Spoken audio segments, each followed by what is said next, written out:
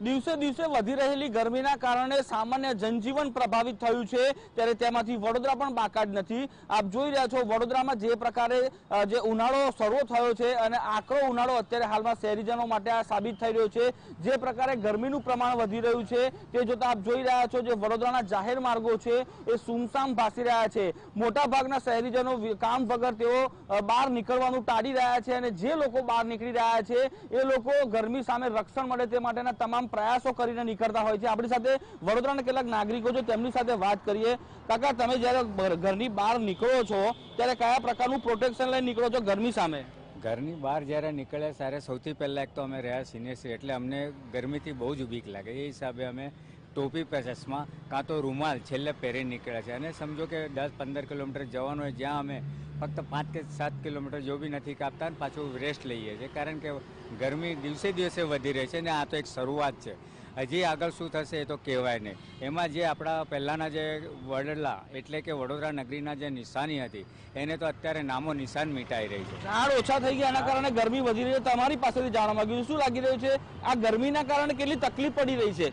ગરમીના કારણે લોકો ખૂબ બીમાર પડી રહ્યા છે, ઝાડા ઉલટી થઈ રહ્યા છે અને જે દિવસે ને દિવસે ઝાડો ઓછા થઈ રહ્યા છે। બિલ્ડરો દ્વારા વૃક્ષો કાપીને ત્યાં બિલ્ડિંગો ઊભા કરવામાં આવે છે અને લોકોને તેના લીધે રૂમાલ બાંધીને નીકળવું પડે, ચશ્મા પહેરીને, ટોપી પહેરીને નીકળવું પડે। લોકો અમુક જગ્યાએ વૃક્ષોની નીચે છાંયડો લેવા ઊભા રહે પણ લોકોને વૃક્ષોની નીચે છાંયડો બી મળી નહીં રહ્યો, કારણ કે વૃક્ષો ખૂબ ઓછા થઈ ગયા છે માટે। બિલકુલ, એટલે આપે જોયું કે જે પ્રકારે ગરમી પડી રહી છે તેના કારણે સામાન્ય જનજીવન, જે સામાન્ય લોકો છે તે મોટા પાયે પ્રભાવિત થઈ રહ્યા છે।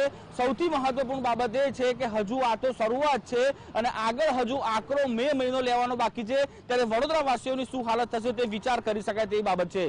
કેમેરામેન નિકિત સોની સાથે અમિત પટેલ, TV9 વડોદરા। બીજી તરફ રાજકોટમાં પણ કાળઝાળ ગરમીમાં લોકો શેકાયા। ભારે ગરમીથી બચવા માટે લોકો ઠંડા પીણાનો સહારો લઈ રહ્યા છે, તો શહેરના રસ્તા બપોરના 1 થી 4 વાગ્યા દરમિયાન સુમસામ જોવા મળી રહ્યા છે।